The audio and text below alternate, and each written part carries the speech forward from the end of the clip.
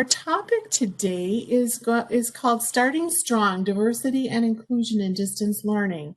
And as we all know, we have had a very challenging academic year, both last year and then with the opening of our various education systems this fall.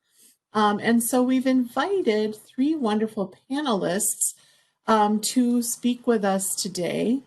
We have, and I'm going to let each of them introduce themselves as well, but we have Hans Ott from St. Paul Public Schools, Amy Limbaiblu from the University of Minnesota, and Dave Blanchard from St. Cloud State. And so what I'd like to start with, if it's okay with the panelists, is why don't we just have you do a brief introduction of yourself and the work that you're doing. And Hans, I will start with you if you want to unmute and go ahead.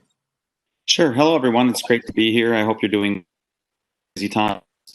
My name is Hans Ott. I'm the Executive Director for the Office of Digital and Alternative Education in St. Paul Public Schools. What that means is a major part of my work is working with my team and colleagues around instructional technology. We oversee the one-to-one iPad initiative, so all the things that go along with that on the instructional side, technologically, and some things programmatically. One fly, gonna enjoy my presence.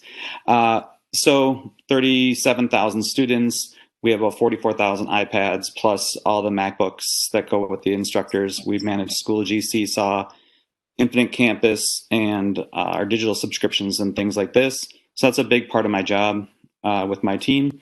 We also have library services are with me, the student information system, then our alternative education programs, so our alternative high schools, credit recovery, and after school programs through targeted services, which we know is a challenging time right now.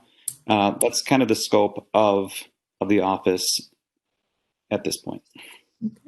Thank you, Hans. That's quite a lot under your supervision there. Thank you for that.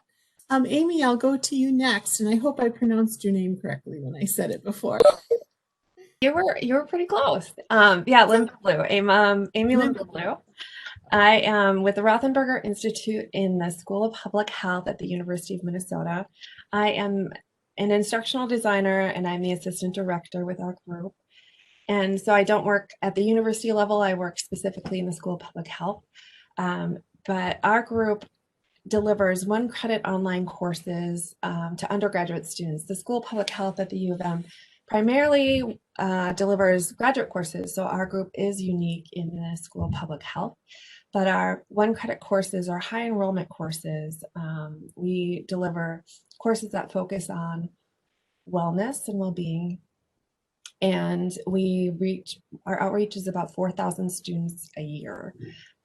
So my role is a big one because we really want to focus on reaching students where they're at in terms of well-being and making our courses as personable as possible. And we're able to do that by enrolling or engaging with them through a number of trained teaching assistants using a peer education approach. And in addition to that, we also license our curriculum to campuses across the country. So when we're designing and developing our courses, we're not just thinking about how they will work at the University of Minnesota, we're also thinking about how they will work on a variety of diverse campuses across the country, including two-year colleges, and we've also worked with nonprofits as well. So we're really thinking about campuses beyond the University of Minnesota from a student perspective, but also from an accessibility and technology standpoint. So that's my role. I work with 5 instructors and our director and 1 admin assistant. And we have historically had another media member on our team, and he has recently left. So we're a pretty small team, and we do quite a bit. So that's my role. Thank you, Amy. And then Dave Blanchard, I will go to you. Yeah, thanks, Mary. My name is Dave Blanchard. I'm with the School of Education, specifically Teacher Development Department. So we work to educate both future teachers as well as teachers coming back for graduate credits and graduate degrees. We really have been pushing ourselves to really develop more inclusive courses and update some of the courses within teacher prep, specifically that have just been moving forward and really allow them to be the courses that we need and our future educators need versus what maybe many of us have had. And this year, one specific piece that I'm really excited about is a fellowship that I was awarded around equity, specifically the equity and access plans for both internet access and device access for all learners throughout both our pre-learning time in the spring, as well as what this year looks like, knowing this full year definitely will look different in our K-12s. Thank you, Dave. Well, we did prepare a few questions prior to inviting our panelists so they could think about these a little bit and share some information with you. So our first question is, of course, given the current climate of COVID health and safety, combined with societal demands for education programs that are racially just, inclusive, and equitable, can you give us some examples of how instructors and staff in your programs are addressing these challenges to ensure your programs reflect these values? And what changes do you see impacting your institution and schools in the future? So I'll give you just a minute to mull that over, and then whoever of our panelists wants to go first, please jump in. Otherwise, I will call on you.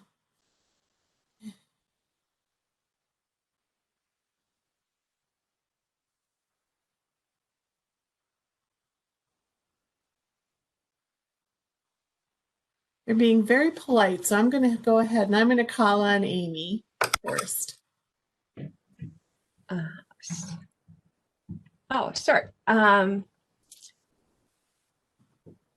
So I want to start. I'll start by saying my particular program, part of our mission and our values include inclusivity and equity. So our courses have always been online, and because these are values of our organization, we actually did not have to make a lot of changes when the pandemic happened. Of course, being online initially was an advantage that we had, but these are things that we have been thinking about and continue to think about as we develop and design our courses on a regular basis. So I can certainly talk about some of the things that we do as part of our course development, and then I can mention a few things that we have done extra, just as we know that student stress levels and anxieties have increased as well. So some examples in terms of what our instructors have been doing and kind of the values of our program is we really, I think one of the things that we really think about when we're designing our courses is how our students are reflected in the content that they're looking at. So, I would say that universal design is a foundation of our courses. And I think that that's something that more and more people are familiar with and they understand. And in general, I think folks are getting and doing a great job with. And so I don't want to spend a lot of time in terms of talking about universal design principles and making accessible documents and captioning our content. But I think in terms of equity, inclusivity, and race, addressing racially just content, we have to go further than accessibility and universal design principles. And that's one of the things that our group has grappled with for years. it's a learning curve, and it's something that you never get. We constantly are focusing on this, and we're constantly learning and challenging ourselves. And so just some basic things that we think about. And I think they're things that are kind of low-hanging fruit when you're starting to think about these things. But we record videos for our courses. We have images in our courses. We include case scenarios in our courses when we're designing assignments. We're always asking ourselves, who are we including and who are we leaving out? So one of the things that we've done is included a lot of student interviews in our courses videos. And we really work hard to include a wide variety of students from diverse backgrounds in our videos. We don't, and we work with student groups across campus to try to recruit students to be in our interviews, and we go to them, and we work around those student group schedules and go to those student groups and video wherever they're at. We don't assume that students are just going to come to us. When it comes to things like putting images in our courses, I think if you're doing anything with images, you know that stock photos are often white people who are very well manicured. Well, I mean, there are very few students that relate to that image. So, these are small things you can do for students in your class to make your class look like your instructor is actually thinking about who's in your class. In terms of assignment examples and case scenarios, what kind of names are you using? What kind of examples are you using? When you're making assignments and you're asking students to do things, what assumptions are you making that your students are capable of doing? Are you assuming that your students are, in our case, traditional college students? In K-12, are you assuming that a student has a mom and a dad to help them with it? Or a genealogy project, are you assuming they have a mom and a dad that they can ask, or they have a family history they can really search because they came over on the boat by choice? So things like that, it's kind of beyond making the accessible handout, which a universal design principle would really kind of encourage you to do. But thinking about who is in your classroom and everything that you're doing. So those are some of the things that reflect our values in terms of going, in terms of what are we doing. And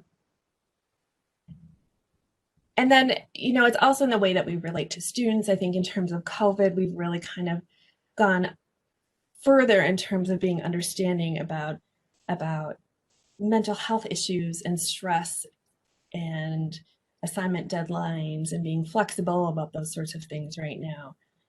Because students don't always have documented reasons for mental health issues, but we know students are struggling.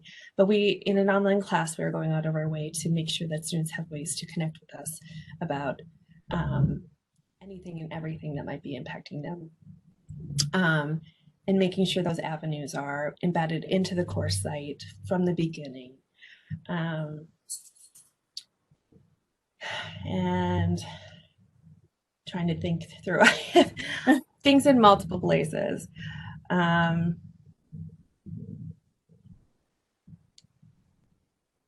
maybe I'll just leave it at that and let somebody else address the question as well. Amy, those were some really valuable insights.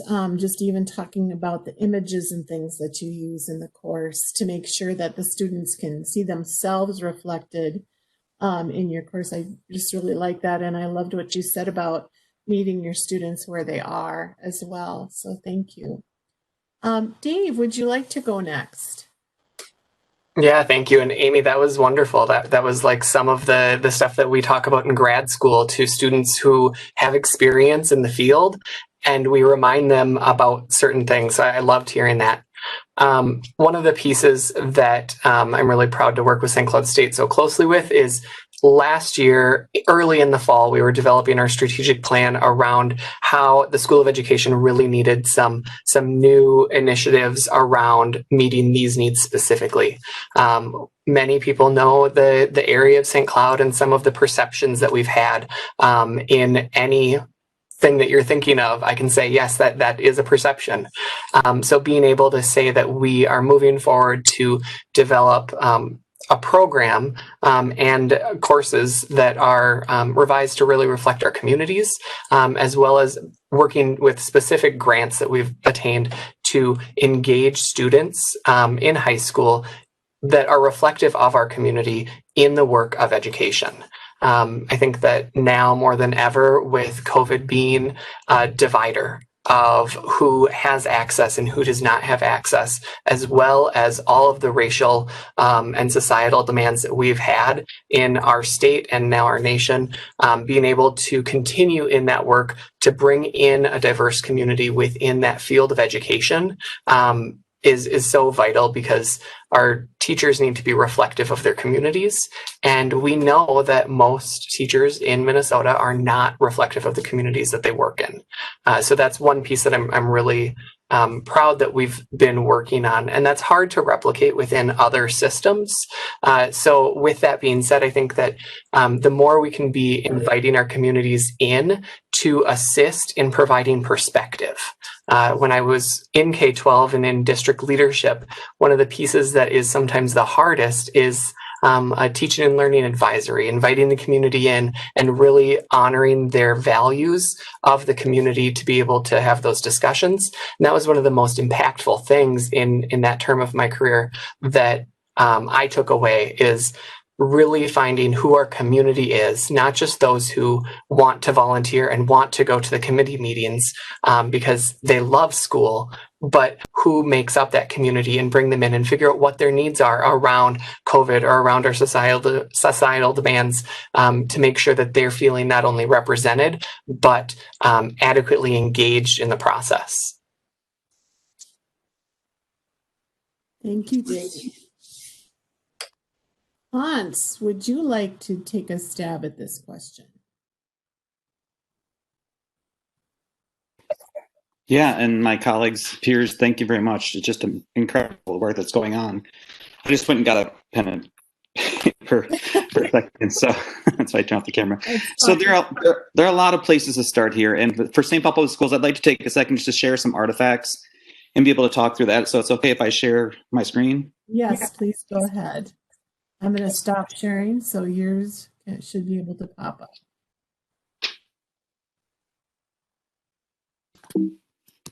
And I'll have a bunch of windows open. Are you seeing different tiles, Mary? Yes. Okay, that's fine. So you have my whole desktop.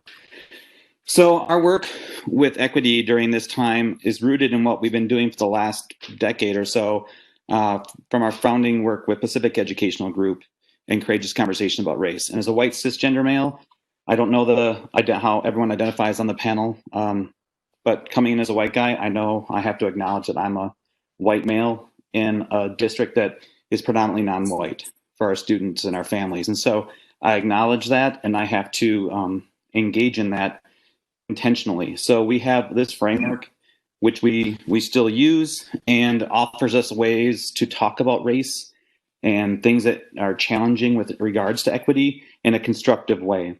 And it's a really helpful tool when you know the tool well, and you're either able to navigate it yourself or help others navigate it. So this has been a powerful tool to root our work in. Mm-hmm. In terms of addressing equity, we have our strategic plan, which has a key focus here in this effective and culturally relevant instruction as one of our 5 focus areas, and specifically with implementing a culturally relevant framework. And so we've been digging in that the last 18 months, and we used implementation science to create a practice profile around what culturally responsive teaching would look like in St. Paul Public Schools. And I'm not going to show you that because it's pretty dense. But what it is based off of is Zaretta Hammond's work with culturally responsive teaching in the brain, and her framework for culturally responsive teaching with awareness, learning partnerships, information processing, and then being a community of learners. And so we've taken that and launched it coming into distance learning this fall. So it was still in development during our distance learning, what we call 1.0 in the spring, and now we're in distance learning 2.0. So we've done really quite a bit of professional development on this to get everyone level set on what does it mean to be more culturally relevant in the educational setting. So we had a group of teachers come together over the summer and create a 4-day in-depth dive into culturally responsive teaching in the brain with our district leaders and facilitators. So they created a 4-day institute. From there, we launched into our administrators academy. So we had all of our principals, assistant principals, and other district administrators go through a day of understanding this framework and where does it go and what happens next. And then we created 2 3-hour sessions, one before opening week of the school year for teachers and one during the week, where they got to dive into these components, see what it would look like at the different grade levels, and go from there. And what this brought for us is a sense of unity around how do we work together to provide instruction in a more equitable way. How are we having full class time, asynchronous and synchronous, the words we all love to hear and say these days, and then how teachers are having office hours. And part of Zaretta Hammond's work is about how information is processed, making sure we're setting up students for success so that we have time to provide input, that they can elaborate on that and then apply their work. And we do that by using Zaretta's language of ignite, chunk, chew, review. And these components, which all seem like components out of a lot of other instructional design models, become intentional when you frame them within equity, when you frame them in our racial equity work. So we get these terms to come out, and it provides teachers a common structure and students a common structure from period to period or class to class or subject to subject to really dig into that. And we had some examples of that then that we broke things down so we could have in our professional development, if you're going to Ignite, how can you use a Padlet to increase staff or student responses? How can you use a Jamboard to create a sense of community and chunk things out and have all kids' voices present?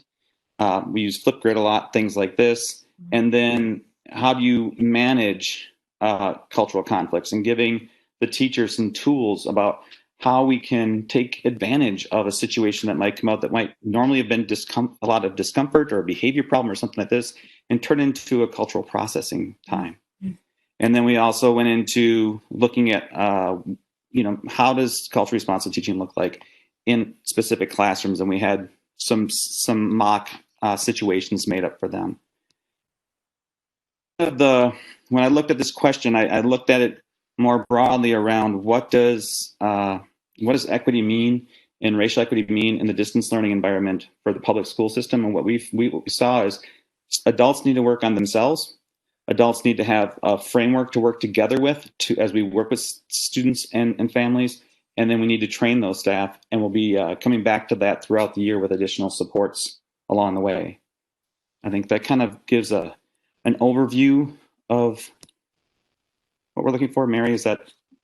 That's excellent, Hans. I think you have such a thorough process there, and I love how you gave professional development to the teachers and gave them actual examples and some things to work with to help them do that. That's just marvelous. So thank you for sharing that. Yep. Thank you. Do we have, and I would say too, I was introduced to that Zaretta Hammond's book this summer with some educators I was working with in South Central Minnesota on an online course. So I'm delving into that myself right now too. So thanks for sharing. Does anybody in the audience have a follow-up question for any of the panelists at this time?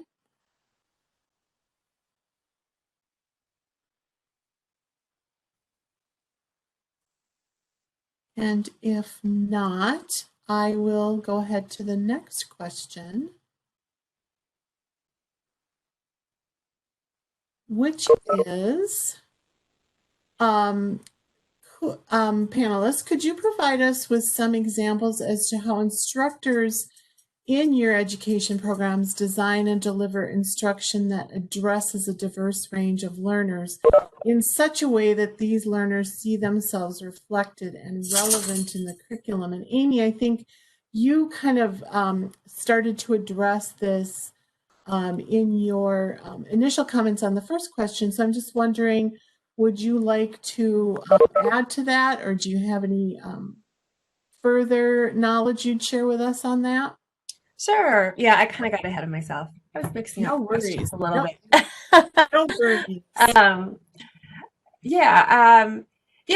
So in my group, basically, part of our process, we've gone through and we've developed a charter of sorts in our development process of all of the steps that we do in our course development and our revision process. And part of that is everything that we want to be thinking through in terms of making sure we're thinking about things like inclusivity and equity. And so part of that would include things like looking at our images and taking a look at all of our videos and making sure we've got diverse voices represented. But it's also more than that. It's kind of a whole class analysis, and we're doing this on a regular basis as we all learn more. So that's part of our development process. But in terms of what our instructors are doing to kind of address a diverse range of learners, part of our development process also includes, we have a heavy emphasis on course evaluations, and we provide additional evaluation options throughout the term because we really want to hear from our students and give them opportunities to let us know what they're thinking and any issues that they're seeing. And part of course evaluations is acting on it and making sure that you're making the changes that students are sharing with you. And the instructors I work with are very open to constructive feedback. And we've also, with our course content overlaps. We address issues of equity within our course content, and I think that's something that no matter the topic, it's something you can't get away from, and you should be addressing. I think a lot of people are happy to say, "Oh, well, this isn't my topic," but I think there's equity and diversity topics that could be addressed in any course. And that's something the instructors I work with are always looking at and researching and seeing how it impacts the content that they're teaching. And they'll conduct focus groups with students too, in terms of what are you seeing and what's missing in our content as you as individuals. And we work to recruit diverse students in doing that. And another thing that they do is they're very involved, and our team in general is very involved in a lot of committees across campus, because we need to be involved in our community in order to understand the needs of our community. And so that's something that we attempt to even coordinate as a team. So who's covering, this area? Because in some ways, when you're in public health, are all in the same department, it would be easy for everyone to be going to the same meetings and groups. So that's something we do attempt to coordinate, so not everyone's going to the same thing. And then we're really missing, large parts of important groups that we could be learning more, even if it's a little bit outside of our typical wheelhouses. Other things that we do, things in our syllabus, it's one of the first things students theoretically should be looking at. But we want to make sure that students know and recognize that we are there for them, we see them, and we want to help them. And so in our syllabi, we're including statements that are related to mental health and providing a lot of resources on campus and letting them know that we're there for them. And if they're not comfortable coming to their TA, their instructor, or the director of our program, there are people on campus that are there and ready to listen. We also provide information about language around gender and in all of our courses, not just a course that's on sexuality and how language, in our culture, there's a binary in terms of language, and that's reflected in research. And we know that some students might not be seen or feel seen when we're talking about research.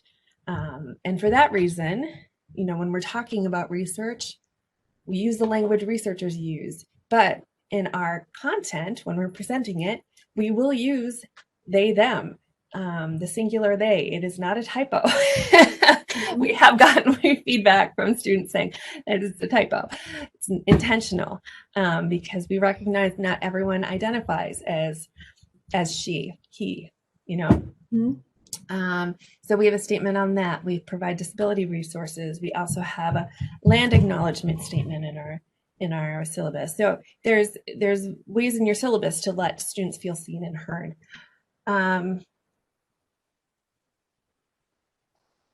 And so those are some other ways that we really want students, I guess, to be seen and heard, in addition to some of the things I talked about with our content alone. But we really do try to reach out to our students. We have, like I mentioned, we had a lot of teaching assistants. Sometimes we have as many as 30. We really try to run most of our content by our teaching assistants as well, because we want to make sure that we're using language that students actually use and they'll actually feel heard. We try to use language that doesn't include a lot of colloquialisms. We know we have a lot of international students, and we don't feel like it's worth students' time to be trying to figure out colloquialisms that are not important to the content. We really think through the language that we use when it comes to, when we're referring to groups of people. We use the language that groups prefer to refer to themselves. If we don't know, we do the research and we consult with groups on campus, and we, really work to keep up with that language. So those I guess are some additional things that we work on, so that our learners really feel like we're listening to them and we see them and we know that there's, that they're there. But we also recognize that we can miss that. We still miss learners, and we have a statement in our syllabus as well that recognizes we're not perfect. We want to hear from you if we're missing, you're not feeling heard. So that's kind of it. Excellent, Amy. Can I just ask a quick follow-up question? Do you get many instances of students who come back to you and say, we don't really feel we're being heard in this particular course or whatever?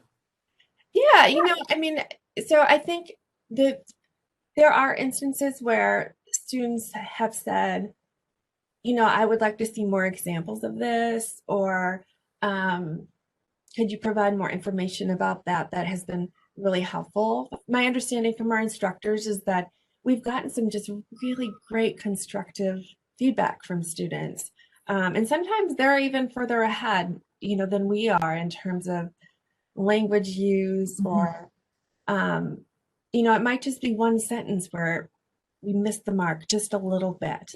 Or it might be, I know in our sleep, eat, and exercise course, one of the instructors, we have a section on physical activity, and one of the things she really wants to work on is providing more examples, physical activity examples for folks with disabilities, because that's just not an area we've provided enough examples on. And I think that's an area that she's gotten feedback on. So it's, typically it's not, mass amounts of angry emails, but it's typically like just really helpful feedback from students that are just saying, hey, I'd like to see this. And our instructors are usually really happy to hear that, because our students are really our best resources often. Right. If, if they won't tell you, how will you know? Right. So that's great that you have those inputs for that. Thank you, Amy. Hans, I'm going to go to you next, if that's okay. I know you talked a lot about your process, the first answer, and maybe there's some things you want to expand on with that. Yeah, I can offer a few examples, and thank you, Amy, for bringing up, what does the design look like? What does the context of things look like? And in St. Paul Public Schools, 21% of the students are white. Over 80% of the teachers are white. So it's just there's a dichotomous understanding here, and that self-awareness by the adults is really critical. In addition to those, the language we use and the images we see, we really rely on that we have the cultural and ethnic identity of our students is already present in our rooms. We have very multicultural rooms. So how do we design learning and instruction that allows that to come out? And in fact, during the in distance learning here, but in face-to-face as well, the structures for culturally responsive teaching are designed to provide prompts to build trust within the classroom and between the adult and the students. And historically, we know through marginalization, systemic racism, that those trusting environments don't naturally occur when the student comes into the room with the adult.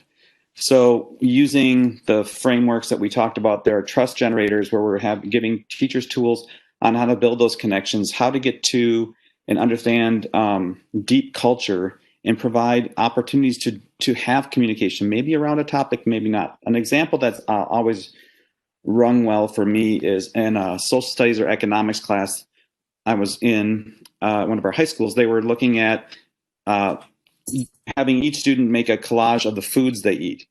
And I think back to pre-digital learning, we would have to use Cub ads and newspaper ads, and the food and what students really wanted to share just didn't exist. I mean, even my Germanic culture, there might not have been schnitzel hanging out in the picture or something like this, but I probably could find sauerkraut. But what happened was, with the digital divide closed by each student having a device, they were able to authentically put together their foods, and the conversations that occurred between, I didn't know that fruit existed. What's that taste like? What do you do with that?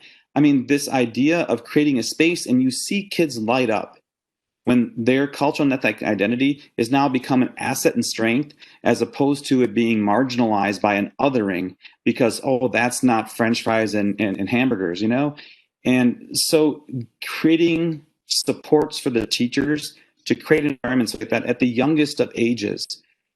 We had another example where kids were telling stories, and they learned how to do it through iMovie, and they created this great little story.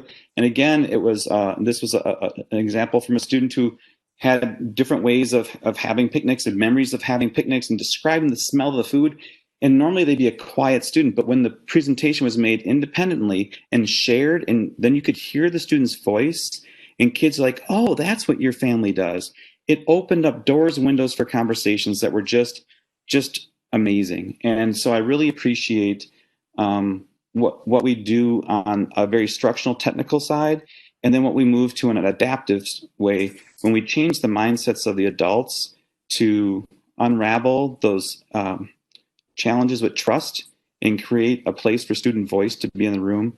We know the classrooms just get a lot better. And on the technical side, St. Paul also has ethnic study classes that we offer in our high schools. And those have been developed with Dr. Mays at the university. And those are from Latinx, African-American, Hmong, gender, all different pieces. And we're creating a broad required class that will kind of be a sampler of understanding ethnic studies from a student perspective. And then kids will have the option to take those more cultural, ethnic specific courses later. Thank you, Hans. That is really great. I love the idea of kids getting engaged with sharing their food culture and being able to do that in a digital world now so much easier than when we used to have to cut pictures out of magazines and so on. So that's great. Thank you. Dave, how about what you're seeing instructors do? Yeah, absolutely. I think that here is a perfect example to say we all in education, regardless of what area, are working to do really good things. Amy and Hans have shared great things that I get to skip because you've heard them. I think one piece is great that Jeff put in the chat, less us, more them, being able to allow our students and invite our students to share, not expect, but invite them when that is an applicable piece, and then to allow that to be a co-construction of knowledge. In teacher development, we're legislatively held to a lot of things, and many of you in this room are held to those Minnesota state standards. So it's that similar piece of really figuring out how can I speak to my learners and embrace our learners in ways that really respect them while also hitting so many different targets. And it really changes that shift of the way in which we can do activities and experiences. And instead of focusing on what we have done and are comfortable with, allowing us to say, well, if we know what our learning targets are and we're making experiences and lessons that funnel to that, it's okay when our students bring up a tangent that's relevant to their culture. And we want to allow that because then that makes it all the better experienced. I think one of the pieces that we sometimes struggle with is with the kind of ratio of educators within our programs. It still mirrors what we see in the field. So when we are trying to make sure that our students are feeling reflected in the course, we're also trying to make sure that our communities are reflected in the courses, because we know that many of our students are already reflected. They're already the main population of what a teacher in our 1990s brains might look like.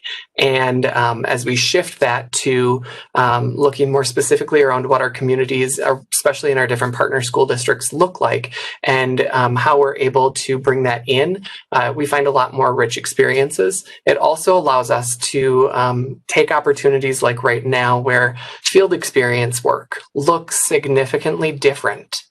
And how can we still honor the requirements, but also provide a different, unique experience within what we can do.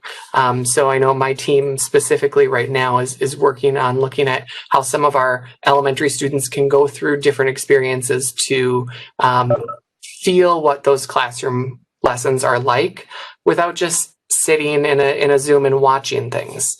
We want them to be a lot more engaged, and also we're able to line up experiences that are a lot more worthy than maybe just a Zoom camera in one of Hans's classrooms or in a student account in one of Amy's grad classes. So we are trying to think outside of the box while also building the plane just like everybody. Mm-hmm. Excellent. And I love what you said too about trying to make sure that even the teacher recruitment and things are starting to reflect the communities more as well. So students not only see themselves reflected in the courses, but they see themselves reflected in their teachers as well, which I think is really critical to equity and inclusion. I want to, before I jump on to the last question, which is kind of about access to technology and so forth, there was a question in the chat that I'll throw out to the three of you. One of our participants asked, one question I have is that so often Indigenous students are left out of the conversation. And she's wondering kind of how you might address this specifically. So any of the three of you have any thoughts on that? So I can jump in with one piece and definitely leave plenty of time for others to jump in and any other questions. I'm a huge standards-based, standards referenced educator. That's what I ended my K-12 time on, and that's what I'm trying to bring forward in our pre-service teachers. And we have standards that are reflective of Indigenous people here in Minnesota, and they're often the ones that are not taught because people don't know, or they don't feel like they have resources, or they were never really taught how to teach them. So that's always one piece that I'm advocating for as we introduce our students, our future teachers, to our Minnesota academic standards, looking at standards that we know may be less out of the book. And those Indigenous standards are so powerful and so relevant because they're so interwoven in what we live every day, and they should be. So being able to take that time to say these standards are so important, even though you may not see them in your textbook, even though your team may not be developing things for them right now, you need to be that advocate for your future students to at least understand the workings of them. Great. Thank you, Dave. Hans or Amy? Yeah. On that? Just to add from the St. Paul Public Schools K-12, pre-K-12 kind of perspective, we need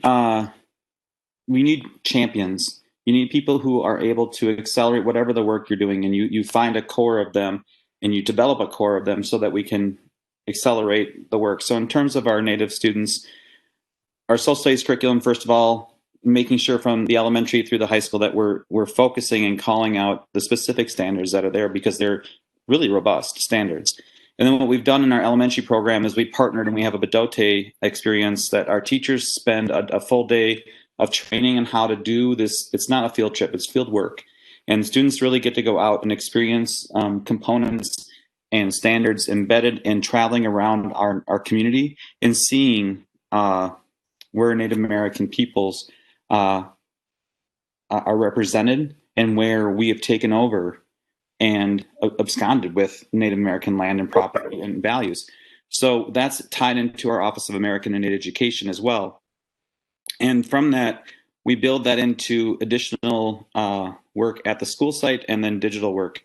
When we also have our magnet program for our Native students learning Lakota, Dakota, and Ojibwe, starting in kindergarten and complete through high school. And we've developed an assessment now, along with the Seals of Bilingualism, if anyone's familiar with that, where students get credit for the mastery of a non-English language, however they've acquired it. Mm-hmm. And so we've written a test for Lakota, Dakota, so students can actually have a certification for their language skills and seeing as an asset-based piece, again, instead of a deficit piece. And that's something I think we just are all trying to interrupt and disrupt. Thank you. Amy, did you have anything you would like to add to that one? I should also say, Mary, we have an amazing American Indian and Native American Parent Advisory Board. Oh, good. Very, very intentional with what and how they work. They ask great questions and they give formal presentations to our school board every year on the work we're doing around or need to improve on with our Native students and families.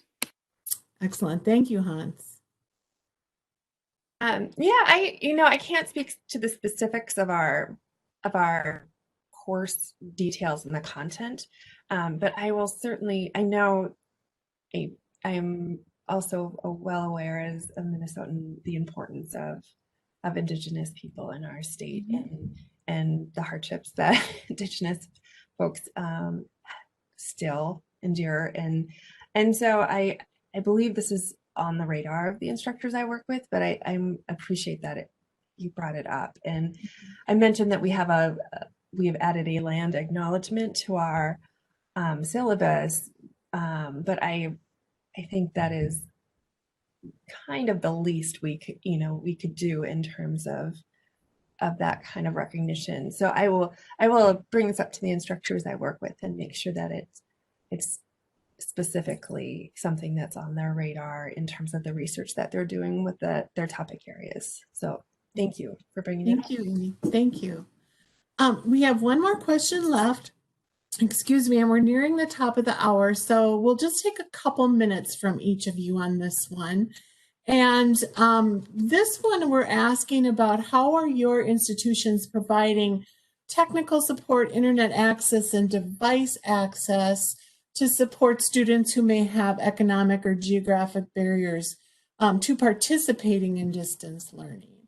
And so I'll throw that one out there and I'll give you a second. And if you want to speak, go ahead. So this is something I've been talking about every day, especially since distance learning. So in St. Paul Public Schools, we're just appreciative, and there may be people on the line that have students in St. Paul Public Schools. Thank you. We've had a referendum providing one-to-one iPads for each student pre-K through 12 for the last now 7 years. And it's been an amazing opportunity for our kiddos. Now, the challenge in distance learning is getting them in the hands of our students. So we track data every day of where we're at. And right now, over 95% of our students have a device in their hands and it's connected to the internet. We have another 3% of those that have a device, but it hasn't connected to the internet recently, which means either they're not engaged in learning or they're using another device to engage in learning. And we have another system that's cross-referencing that Then we have about 2% of our students right now that we're struggling to get an iPad too. Some of those are students that aren't actually enrolled in St. Paul Public Schools, but are coming up or not attending, but were previously enrolled. So there's some record keeping. And there's some kids that we just struggle to connect with. And in two ways to connect, we use the term access and then connection. So getting access to the device is challenging for lots of different reasons. If you're a new family, if you're homeless, if you, telephone numbers change, things like this. So we have a COVID appropriate door-to-door process to communicate with families. We can also do deliveries. So if families can't come to the school or our centralized pickup locations, we do door-to-door delivery. They happened today. They happened yesterday. We've delivered hundreds of devices, whether they're hotspots. We have over 2,500 hotspots that we provide to students. And we're working with Connected Minnesota on a grant and the city of St. Paul, Friends of the St. Paul Library, to get internet essentials to any home through Comcast. So we track the data again of who's struggling to have internet access, figure out what the barriers are, and help them navigate those barriers. Those are the kind of the big ways that we've been working on that. Those are great. Yep. And I know it's an issue. K-12, I know it's an issue statewide, trying to meet those gaps for students as well. So, Dave, do you have anything you would add to that one from your standpoint? Yeah, this was actually one that a lot of faculty I work with didn't think would be an issue in the spring. They're like, oh, everybody has internet. And we're not a metro organization. We're a greater Minnesota organization out in this area for our campus, at least. And that's not true. And it's a great opportunity for us to really evaluate how we lead with empathy and how we try to make our learning materials accessible for all, not only on an accessibility range, but also the access of, can we record content and make it available for our students to engage with remotely and asynchronously so that they can do it at different times. One of the pieces here, we've had opportunities to do checkouts for hotspots and devices, and all of that worked really well throughout the spring. I think that MnState system and our students and our faculty all worked it out, and we made the best of the situation, just like anybody. But it allowed us to also rethink some of our programs that are traditionally on campus in person only, to the point where we've had some great discussions around what is the best way to teach certain pieces and what courses need to be taught face-to-face. What aspects need to be there. And that's allowed us to think about what our learners need throughout the system, as well as how we can modernize our practices. So we are living by practice, where we're definitely a moving forward organization. So I'm happy about that impact of this difficult time. Yeah. Great. And I'm not surprised to hear you say, everybody thought everybody has internet, and that's been common in the K-12 community too, that we just finding out not necessarily, or if they do, they maybe don't have enough to support 3 kids and 2 adults working in the home too. So thanks, Dave, for that. Amy, any thoughts you would add to that last question? Well, I can't speak for the university, but I just want to second a lot of what Dave said about assumptions about who has access and who doesn't. Even coming from a metropolitan school, it just isn't true that everyone has access. And I know Hans could second that as well, having worked with K-12 students and the percentage of students in the metro area that have internet and don't. So I think COVID has really forced folks to think through that access issue. And what I do know is that how each campus is dealing with it has varied based on size and need. So I know some of the other campuses have had hotspots available and devices available and computer labs available for students. So, but that's the extent of my knowledge. And that's okay. Yeah. But I do have something I have to be at right now. So I really want to apologize for having this. No worries. But I really appreciate being here. And this is a great panel. And it's great to hear from Dave and Hans as well about what is going on. So thank you so much. Thank you, Amy. Thank you, Dave and Hans, and all of you for attending. If Dave and Hans can hang on for just a couple more minutes, I do have one other question that came in from the chat here. So I'm going to just throw it out there, and if you have a minute to hang on and talk about it. Do our panelists have any insights about how to engage and differentiate English language learners during distance learning? And I know that this is another challenge that I have seen going on as well. I'll say that there are a few different strategies that are helpful, and I'm not going to be able to enumerate them at this time, but I'd be happy to, if someone sends me an email after, to connect you with our MLL department. We added in modules for training that our teachers can have and how to support our level 1, level 2, up to level 5 EL students, and happy to pass it on. Great. Hans, maybe I'll just reach out to you and ask you to share that with me. And then if anyone wants to, I'll put my email in the chat here, and then I can share it with anyone who's interested.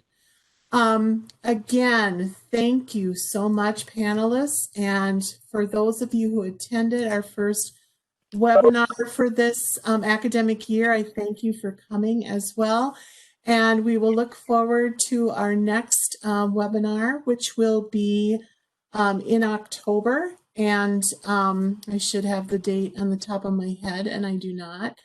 But we will be, we have invited Dr. Clay Cook from the University of Minnesota to talk about different aspects of social emotional learning and building relationships with students and distance learning. And so he has probably not had a chance to respond to me yet, but that's what we're hoping to do in October. So more information will be going out on that. So thanks so much.